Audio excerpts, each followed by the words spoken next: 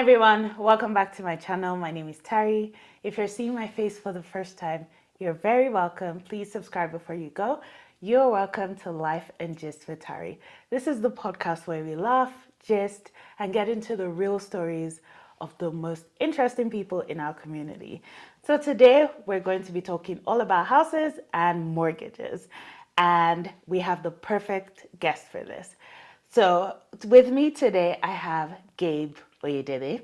He's a mortgage professional with tons of experience. So if you're a first-time home buyer or just curious about how mortgages work, stay tuned because Gabe is going to be giving us all the gist and all the gems. Hi, Gabe. Thanks for joining today. Thank you, Tari. I'm really enjoying this interview. Okay. Only because you've given me different types of updates. Let me tell you. And one major one is on my next date, I will bring out my iPad and ask, Yeah. so what's your credit score? 550? No. Do you have any debt? What kind of debt? Because you will not drag me down when I want to get a mortgage. So please come and be going. Just ask follow-up questions, so because that guy that asked 590 now or 550, what if he just started a business? Wait now, you're giving just started. See your life now. This is see your life. You're not a patient person. Okay. You're just a dreamer. I'm not a You're patient just a dreamer. Yes. You're not Moses the patient man. Or what's Moses' own thing? The man just started that business, and all of a sudden, you can okay, show me your business plan. What's your goal? And you can see that guy in the next 3 years. I should Just like focus on potential. Well, potential that has real potential, not just cho.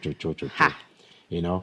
I don't know. Because okay, there was this lady, Ibukun Awosika. Yeah. She was talking about this when she married her husband. She was a businesswoman. She was making a lot more money than him. He worked 9 to 5 at the time, and then his friends are like, "I can't imagine that's 9 to 5." He works. He's a government employee. His income trajectory is not even.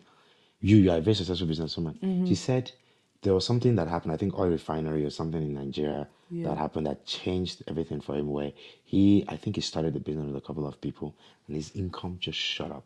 It completely blew out of the water. She was selling furniture. She said, "Is that how many furniture can you sell?" Can you So he's sell? making oil and gas. He's making how much? Yeah. And just like that, because she saw his potential. Be wise like Ibuku Awosika. I mean, potential is different from potential. Potential is different from potential. He's holding a guitar. I will potentially be. He'll be He's potentially 45. He will potentially. No. I don't know. There are different types of potential. Yeah, You can't just different wake up types of tomorrow potential. at 45 years and say, I want to go and become a soccer player. You know? I mean, No, anything is possible, but God can do all things. What Exactly. God cannot do does not exist. God cannot 45 make that guy a soccer player. Let's just leave it at that. Not at 45. His joints, his back pain, everything that comes with that. Uncle needs to sleep. Listen, unless Jesus himself personally touched this man's head and said you'll be successful, it's not going to be successful. Facts are facts. Biology is biology. Sure. 45-year-old man is not competing against 19, 20-year-olds. So you guys are getting relationship advice. I think you guys, finance people are the best to give you relationship advice. They will give it to you and. Don't come with me for relationship advice. So I always say mortgages. So you start discussing your relationship, I'll block you. I'll not block you. You know, let's not get carried away. Okay, let's talk interest rates. Okay. So, why is it that Bank of Canada will say, we've dropped something by 0.25 points. They're always dropping. But then when you approach the banks, they're just telling you that we don't know what you're talking about. This is what we're offering. Bank of Canada has dropped, but this is where we are. Why is it that that's the case? Okay. It's frustrating. So it's misinformation. Right. And I have to blame some of the individuals in my industry for this. There are 3 different types of rates. There's the policy rate, which is also called overnight rate. There's a prime rate, and there's the actual rate we get, which is either fixed or variable rate. Right. So the announcement you see is mostly for policy/overnight rate, which is basically the rate at which the banks trade with each other between themselves. So you can even say the Bank of Canada and the traditional banks. That's how the money is, So we say the interest rate is at 2.75. Yeah. That's the policy rate. You're not getting 2.75. They are getting 2.75. The banks are. Right. So then you have the prime rate. So the prime rate is currently at 4.95%. That's basically like I like to call it the buffer rate, for lack of a better term. It's used to determine other rate. It's mostly for variable rate products. So your prime rate is used mostly for your line of credit. Yeah. It affects your car loans. It affects some business loans and all that. Because usually your bank will give you prime plus something percent. So prime plus 1% or prime minus for variable rate holders, right? So if you're a variable rate holder, you monitor the prime rate because when you got the contract with your mortgage, it says prime minus X percent. So make sure that your X percent is higher. Prime minus 0.7 minus 0.8 minus 1 minus 1.5%. So as prime rate goes down, minus that, your variable rate goes down. So that will be your variable rate. And then that's different from your fixed rate. The fixed rate is not even affected by the announcement. Are you serious? No, fixed rate has nothing to do with the Bank of Canada announcement. You see, that's why a lot of people get it wrong. I know, and a lot of people, unfortunately, tell a lot of people that this is the case. It is not.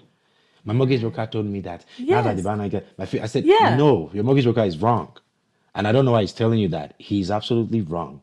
He shouldn't be telling you that. So fixed rate is affected by 5-year Canada bond yield, period. Now, the bond yield is impacted by multiple factors, mostly macroeconomic factors. Like when Trump had the Trump tariff, that affected fixed rates, right? Whenever there's something going on, again, macroeconomic because it's bond, it's the bond market. Multiple factors, new government in place, etc., will impact the bond yield. What had happened was there was a point in time where coincidentally, let's say, when rates were going down with the Bank of Canada announcement, fixed rates were also going up. But it Interesting. was a coincidence. It's not meant. It's not. It was not meant to be. It was just because, again, bond yield are impacted by multiple factors. Yeah. So you can even say that to an extent, the investors, how investors feel about the economy and the way things are going, which can be also be the cost of borrowing, would impact bond yields. Yeah. So maybe at the time, the way the rates were dropping, people were thinking, "Oh, okay, this is an unsafe investment. Yeah. Let's not invest in the bond market. Let's do other things." And so the bond yields was coming down, and people went, "Oh, okay, it's around the same time frame. It's not." So Okay, that's really good to know because it's pretty I know. confusing. I always answer these questions every single time. I have to make an auto response text/email. That's what I need to do. Yeah, it's not the same thing. Yeah. I'm learning a lot because you see, and I will charge reach you out for this to now. Nothing is free in this world. $500 per hour. Let's go. you reach out to the market maker, and they're like, we don't know what Bank of Canada is saying, And it's very interesting. Okay, so fixed or variable, which is better? So this is an age-old question that there's actually no right or wrong answer. I always tell my clients it's based on your risk tolerance.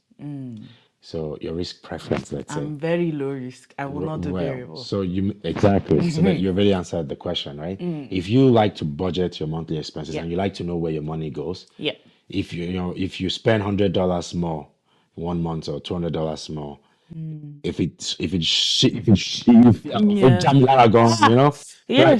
what happened here? You can't take variable rate mortgage I can't. because that could happen. No, right? I can't. It I'll go does into a fluctuate. panic. You go into a panic. But even there are some variable rate mortgages that are fixed in the sense that your monthly payment is still fixed, but it fluctuates in the sense that a portion is allocated to interest, interest, and a portion to the principal payment. Okay. Right? Oh, okay. Yes. So in that sense, it fluctuates because you don't know which percentage is allocated to interest, which one is the principal, but the payment itself is fixed. So there are some variable rates like that. But generally speaking, in a fixed rate mortgage, if you just like to have a stable payment, okay, for the next 3 to 5 years, I know these are my payments. Yeah. Fixed rate is good. But if you have discretionary income and you're okay with letting go of some funds, and you may also get the benefits of saving some funds if rates keep going down, then variable rate is good for you. So it's a risk preference thing. Very interesting. For the longest time, my colleagues used to say that variable rates on average did better than fixed rates. So maybe this year it may be lower, right? So, Lower, but yeah, in yeah. the full 5 or 3 year term, the variable rates, you end up paying less on average. My colleagues say that a lot until COVID. Yeah. COVID came and all of a sudden Yeah. fixed rate did significantly better. Yeah. People that did variable were dying during COVID. Really, That's a though. very bad use of the word I dying during COVID. mean, but I thought yeah. variable was, at some point, they were doing 0.99. Variable rates were higher during COVID. Yeah, fixed Maybe I rates were the did. lowest, 1.79, 1.5. Yeah. Variable rates were actually higher at some Yeah. point during COVID. We are part of the people that enjoyed that COVID Yeah. low rates. Yeah, but- I'm one of those people too. Yeah. Interesting. Okay. But now it's getting to a place where it looks like variable rates will start to do better. Right now it's about the same. Same. Yeah. So right now, a lot of mortgage specialists are advertising and pushing people to do 3-year mortgages. Is that good or bad? Because I know during COVID, a lot of mortgage specialists were like, do 5 years, do 5 years. But now they're like, do 3 years because interest rates will come down and everything. Is that actually right? It's just going to be cancelled by everybody for no reason. Controversial podcast. That's what I should change I'm it to. telling you. Okay, so again, It depends. it depends. Now there are some forecasts. See, the issue, and this is very common. People mistake forecasts as actuals, right? So in the accounting world, we always look at actuals versus forecast, or actuals versus budget. Budgets slash forecast are not true numbers. That's what we perceive it to be as are the data available to us right now, right? So the numbers may have even shifted when Trump came into office, let's say, right? Things change depending on the economic situation. The governments we end up getting after the election may even change things a bit. It may change the forecast, right? Yeah, And that's true. the unemployment data coming in, all these other factors there's so changes. many factors. The inflation rate now, well, inflation is back up again. Right? It was 2%, I think it's back to 2.5. So these things change the forecast. So it's never static. So the forecast, I think the last time I checked, was around 3.8 to 3.7 to 3.8% in the next 3 years, let's say. Right. That is the expected fixed rate. Now, the issue with that is that can change tomorrow. Right? Now, there are some fixed rates right now at 3.99. So you might say, if you are getting a 5-year fix at 3.99, and you're expecting the 3 years to be at 3.99, and you're expecting the rate to be 3.9 in the next 3 years, then you're really getting the benefit. Now, if you believe that in the next 3 years the rates are actually going to go down to 3.2, right? Then you don't really know. So again, it's back to your risk tolerance. At the end of the day, you have to take the rates available at the time of your mortgage renewal. Yes. The question is, you don't know what the rates will be at the time of your mortgage renewal. Yeah. So you have to decide what's best for you and your family. But I wouldn't say one is necessarily better than the other. But it does make sense that a lot of people are leaning towards 3 years. Some people don't like the uncertainty. Some people don't like getting stuck in a contract for that long either. Because the average Canadian sells their home in 3 to 4 years. So you might say if you get a 5-year fixed and you want to sell your house in 3 or 4 years, you have to pay the penalty for breaking your mortgage.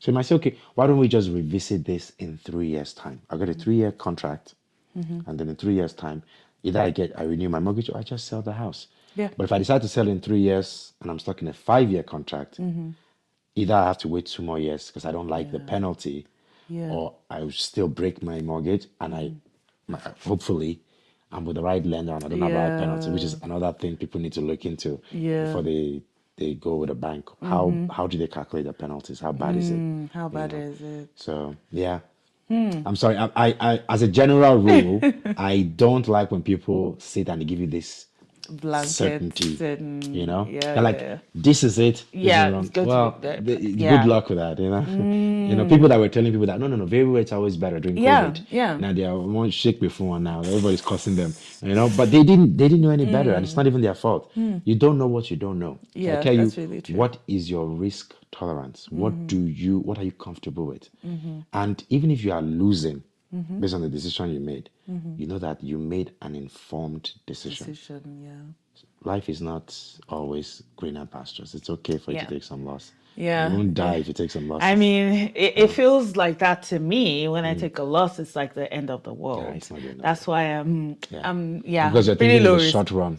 Always Well, think long true. term. True, Yeah, true, think true. long term. Yeah. Okay, I'll What think if you didn't long buy term. the house at all and you don't have capital appreciation on your house? Oh, yeah. You forgot about Oh, that part. yeah. Oh, yeah. Yeah, so, Interesting. Okay. So I have a mortgage. I want to okay. refinance. What's the craziest thing a client has refinanced their mortgage for? Or craziest reason. Yeah, reason. Yeah. Um, I haven't attracted a lot of bad reasons. I would say the What's the co- most common the most common one to buy a definitely new house? is, you're trying to pull equity out of your house to buy a rental property. Oh, okay. Very, very Very common. common. So in fact, a lot of real estate investors use this strategy. So when you see people buying, I have 3, 4, 5 doors, they're not putting the down payment for all 5 of them. In a lot of cases, there are 1 or 2 properties that is financing the rest. So, just for real estate investors watching this podcast, you have to be very careful as a real estate investor that you are not locked in with a bank that has a higher interest penalty. And there are certain banks that do that, and there are certain types of mortgages that do that. Right? A very common one called a collateral charged mortgage. It puts you in a position where even though you have so much equity on the house, you can't pull all of them out. You can only pull a portion. And because you need a lot more than what's being available to you, you have to let go of your, investment goals, let's say. So, it's just something you have to think again, 5 or 10 steps down the road. You can't just be thinking, oh, I want the lowest rate, the lowest rate. Listen, Yeah. lowest rates, but the rest of the terms are bad. Bad, So in yeah. general, you have to look at the term. It's not just a mortgage. Whatever Yeah. you're doing, whether it's a business contract, Yeah. employment Yeah, contract, look at the what are terms. the terms of the contract? Where there's some reward, Yeah. there's usually a catch. Yeah. Sometimes Yeah. the lowest interest rate comes with one of the most Yeah. ruthless terms, You get a very Yeah. good benefit up front. You are saving Yeah. 20 So, $30 per month, and boom, yeah. $2,000 more penalty to get out of Yeah. the mortgage. That money, $10 per That's month times interesting. 3, is that really the Is it? equivalent of the penalty? Yeah. No, you've lost out more on the penalty. So you need to know the full terms. So if your mortgage broker or your professional in general is not giving you the full term of your mortgage, Yeah. you need to take a step back and ask why they Why? are peddling one type of information to you and dismissing the other one. Why? That's really What's the catch? interesting. Yeah. You know? It's true. You have these mortgages with crazy terms, crazy ones. But the interest rates are very low. Of course, they will be low. If not, how they attract you? Yeah, I once had a client. He's a real estate investor, and I won't name the bank, but he came to me and he said, he found this really, really good property. It's an off-market deal, just fantastic. He was ready to go. He said, okay, Gabe, let's pull equity out of the house. Like, this, my house is worth so much. Like, this is the value of blah, blah, blah. Immediately he told me the bank. I said, I said, sir, do you have a collateral charge mortgage? So what are you talking about? So all this grammar, pull equity out. You're talking about collateral charge. What's the collateral? What's all this thing? I said, okay, you mentioned this bank's name. You mentioned the interest rate. You told me they gave you a cash back. You're very excited. Chances are this is a collateral charge mortgage. And because it is a collateral charge mortgage, and it's a mathematical thing, I'll probably have to explain separately. Yeah. But because of what it is, the equity you want to pull out, you won't be able to pull it out, unless you break your mortgage. And surprise, surprise, it was more expensive. It's very expensive to break the mortgage as well. So you're stuck. These are the catch. Like, that is the catch for the very low interest rate and the cash back you receive when you sign the contract. Do not for once think an establishment. And I have to Because they use don't like you. I have to use a fancy Nigerian. It's an establishment, not just a bank. So, an establishment that has been around for a long time, that are in the business of owning things. They are financing everything. Just walk up in the money and say, I just like your Yeah, it's face. like, fine girl. You look nice. So it's I don't okay. like your I don't like your face. face. Let me just. Why would you think that? They're not your brothers. They're not your sister. They're not your family. There's always a catch. So now the question is, are you okay with that? And the answer is, yeah. I have an informed. I'm making an informed decision. I have all the information, and I'm making that decision. That's okay, Yeah. right? But if you're telling me that you didn't know about all of this before you got into that, you have to ask who is representing you, and that happens so often. I You know, bet. so often. So how would you trust your most expensive liability and assets, right? That's how you swing it. How would you trust that to someone that can't even sit down with you and walk you through the Yeah. terms of your contract? But he gave me a very good rate. Yeah, it's Okay. the rate. Oh. Gen It's Z's, the rate. Gen Z's will say moots. It's it's the rate. It's the rate. Moots. Interesting. Serious moots. As Like I like to say, in, I like to add my own there. Serious moots. okay. So what is that one mortgage? And I hope I'm getting this right. What's that one mortgage product that you will never sell to your clients? One No mortgage matter how product. they ask you. One mortgage product, one type of mortgage. What type of deal will you say, no, I won't touch this? Okay. We'll go back to the terms. There's certain terms on a contract that I will never sell to my client. The most popular one is prepayment privilege clause. It's a fancy term for you're allowed to put a lump sum towards paying off your mortgage faster. So there was a bank that was peddling very low interest rate, and on the fine print they said zero prepayment. So I Oh, will so never sell you, that. Well, because things change, and sometimes people want to pay off their mortgage faster, and they want to give the house to their kids or whatever, right? yeah, And if you say that that's not you, then okay. yeah. But I maybe maybe I should edit that by saying I will not give it to you without telling you. Let's say I won't give you anything without telling you. But that one in particular is very dangerous. The second one is the collateral charged mortgage. That one it depends. I will give that. Sometimes I won't because the collateral charge has some advantages, which is if you have a great credit score and you are very good with money management and you really like the bank and you plan on taking more loans with them in the future, whether that's a line of credit, a credit card, and all Yeah. that. And as long as you can manage all of that, and let's say you don't plan on pulling equity out to buy, then that's okay for you. Buy a boat. To buy a boat, yeah, then that's probably okay for you. Or even if you plan on pulling equity, as long as your credit is good, everything is good, your income is good, you can go to the same bank and ask for more debt. So case by case basis. So let's say that one. I don't like longer term mortgages, like 10-year fixed. I've never even offered that to a client before.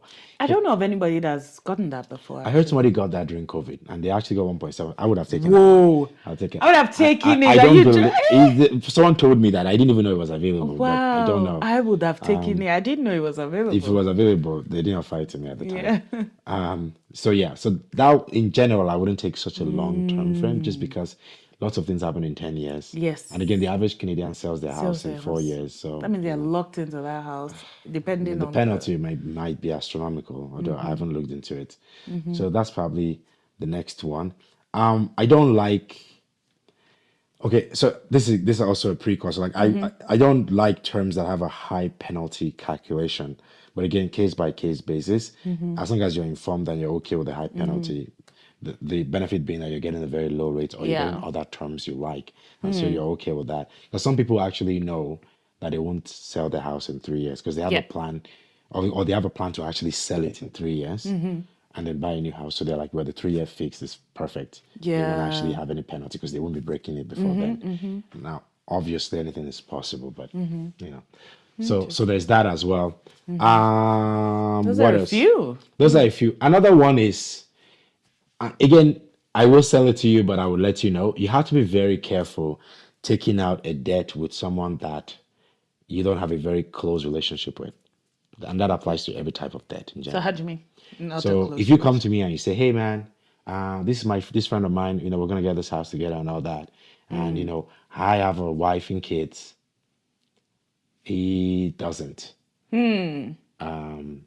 Or maybe you're bringing him in to help you guys buy the house. So the problem with joint ownership is it's actually joint ownership, Oh yeah. and if he wants to sell it and you don't want to sell it, you guys can get into this weird legal stuff, and this is Yeah. getting into the legal territory, right? So it's very common for people to buy a house with their siblings. That's Yeah, okay. yeah, yeah. you buy with an uncle, an aunt, or Yep. parents that will help you co-sign. That's okay as well.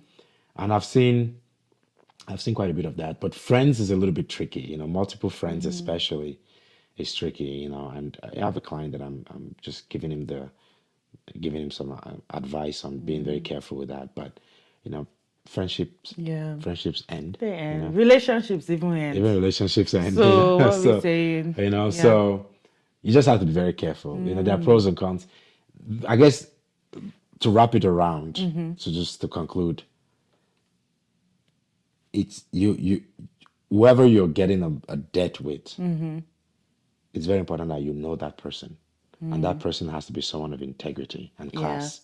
Yeah. Yeah. If someone has high integrity, whether that's your friend, your uncle, your auntie, whatever, these are high integrity, reasonable people. I think it's fine. And when I say reasonable, I don't mean you are drinking malts and Gulda with so you think it's Yeah. reasonable. No, this is someone with high caliber, Then yeah, so just be very careful. So I always tell both parties the risk. So I will still sell as long as you are informed. You can't really tell people what to do. Yep. You Yep. can only That's true. advise them. Just advise So them. there's technically no Yeah. no mortgage I wouldn't give a client, but these are just risky terms, Risky and terms. Yeah. that you need to Just make factor it in if you're tricky. going to do something like that. That's very interesting. Okay. Now I know I have a list of mortgages to avoid. Okay, so I'm sure you've seen everything. Are there any crazy mortgage stories you have? Like, for example, the client was planning to close on the house in the next 3 days, two Okay. days, I have a kind lot of of those. thing. I remember watching this YouTube video. It was an influencer and her husband. They had done everything in reverse. They went to a builder first. They saw the house they wanted, picked out the fund. Like they're gone all out. I think they said they even put down a deposit of 70 grand with the builder. Okay. They had gone very far. And then when it was time to close, all the A lenders Said rejected no. them. They said, no, you are a YouTuber, your husband, his income is, we don't even know. And then last, they had to go through like I think it was a private lender. And their interest rate was like, I think 25%, or it was just super high. That's I crazy. remember then, and I was like, I don't guess why. So have you had any scenarios like that or close to that? Whenever you are in an industry where there's a high reward, there are always very bad actors. This one I'm smiling, but this is actually one part of the industry that I have a little fear about. Like for real, it actually, and I just say it vexes me. It vexes you. I need to hear this. So I have a client who was working with another mortgage broker, and the broker didn't even do all the right things. Right. Like he didn't tell the client that, okay, you're putting 20% down. There's probably going to be an appraisal, and sometimes appraisals come short. So if the appraised value of the house is lower than what you purchased it for from the builder, you may have to put more money down. And again, he didn't sit down and actually walk them through the terms of the mortgage. So this is a new build. A year after that, they're like, okay, we're ready to close. They did an appraisal. It was about $60,000 below purchase price. That's number one. Number two, the broker was charging them. The broker was charging them. Yes, which again, it's not common that you charge for an A lender. Some people would do it if it's a rush file. And I understand that. That makes sense. If it's a rush file, like, hey, I need this done in 2 weeks, you're Yeah. like, okay, I have to literally Drop not have a life. everything, Yeah, and yeah. I'll charge you a fee for this. And like, okay. Right.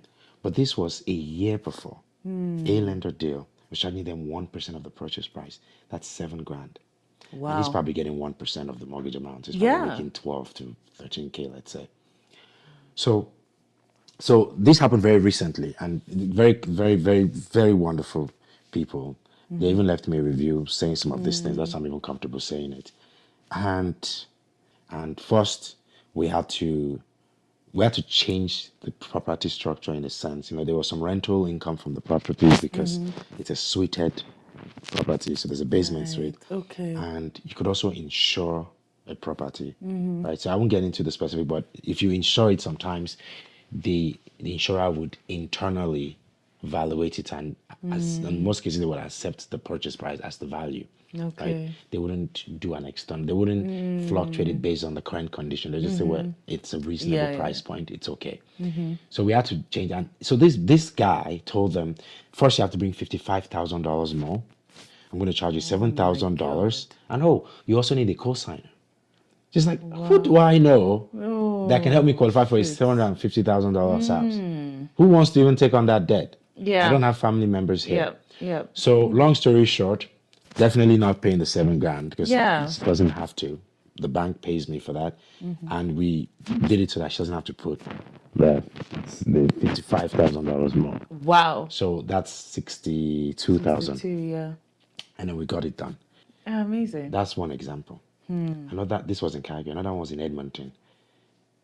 Brokers told this man and his family they have to put $100,000 down. As in 20% down is 150,000. Okay. But they only need to put 5.6%, which is like 51,000 down. That's saving $100,000. Yeah. This one was most likely ignorance. Yeah. Not understanding which particular lender fits into this bucket. Right? So as a mortgage broker, if you come to me and you say, hey, this is the type of income I make. This is my situation, this. Yeah. I can tell you for a fact, okay, yeah, maybe this bank is not going to approve you. Yeah. Your income structure is such that they don't like it. You're a little bit on, this other bank, on the other hand, they are more flexible. They would allow things like they would waive your probation for you. Technically on probation, they will allow you to go. Yeah. The other banks will not. Oh, you have a post-tension cable property. Most banks will not. There are very few banks, and even not all insurers will do it. I know will do it for you. So I can't take your deal to all. They will just reject. It's a they'll waste of time. reject it, yeah. And now you think, I have to let go of the house. Yeah. No, you're taking to the wrong person. Yeah. You have a condo of less than 500 square footage. Most banks won't do it. There are a few banks that will do that. So your particular situation fits under particular lenders. So ignorance almost caused this man. This is how bad it was. They would have had to sell their current house in order to take possession of their new build. And hoping that they will make $100,000 from the sale of the house and then add that to the purchase for the new build. Or they have to let go of the deposits that they put up front, which was like maybe like 34K. They didn't know. So now they get to keep both houses. They made this one a rental, move into the new house, and they get to keep $100,000, let's say.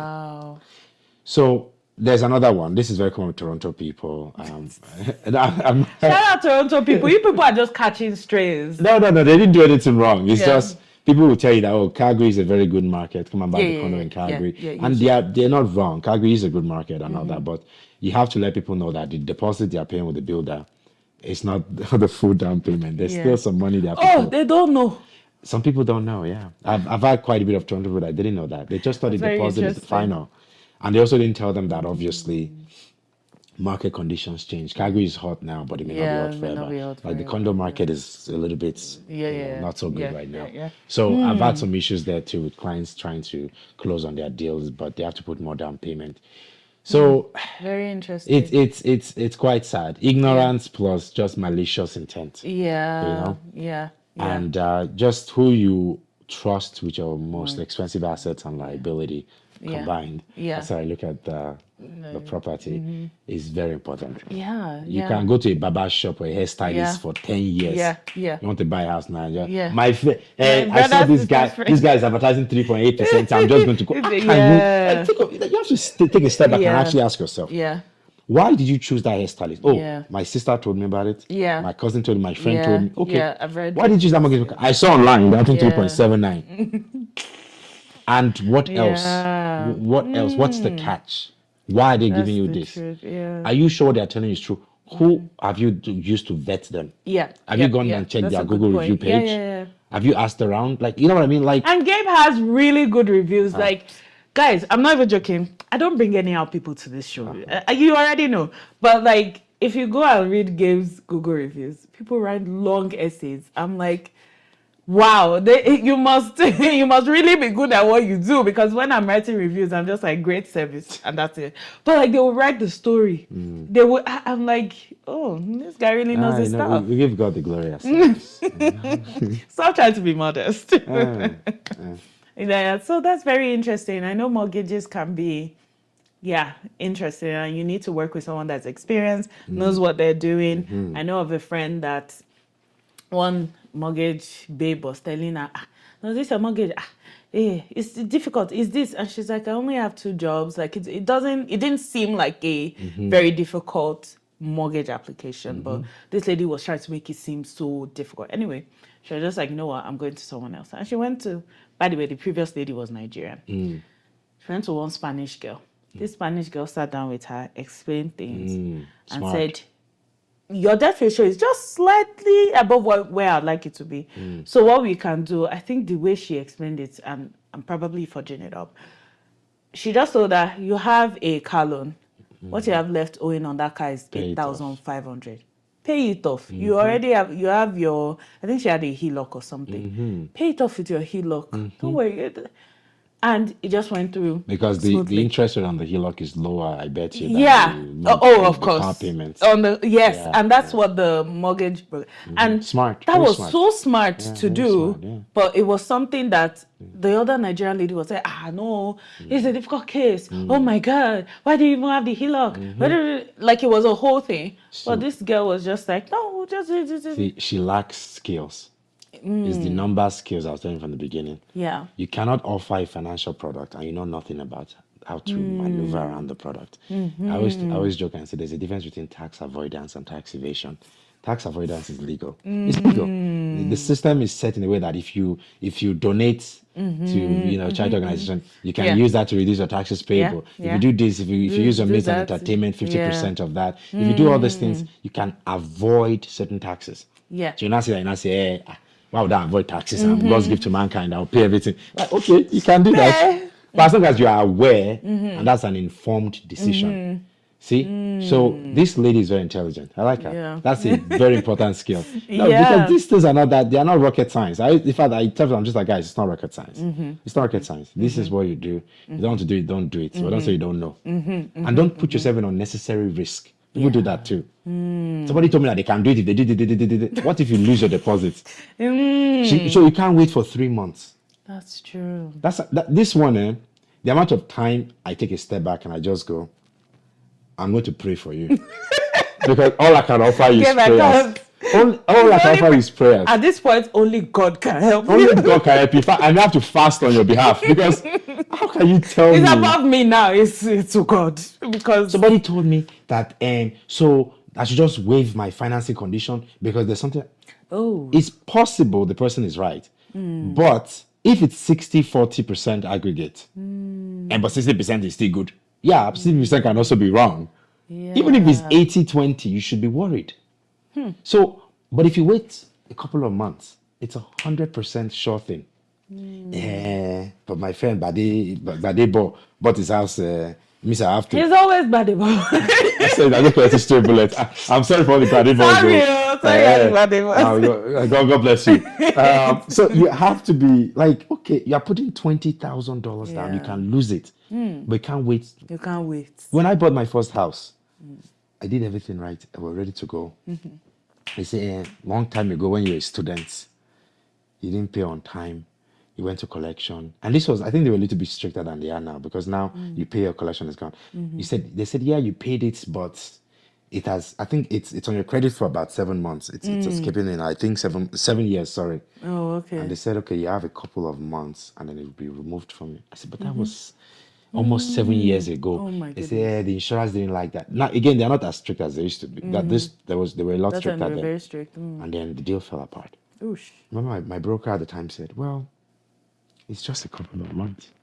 The chances are you would have hit the 7 years time frame. But even if you don't, you can put a little bit more down. If you wait a couple of months, your credit will go up a little bit, this and this and this and that.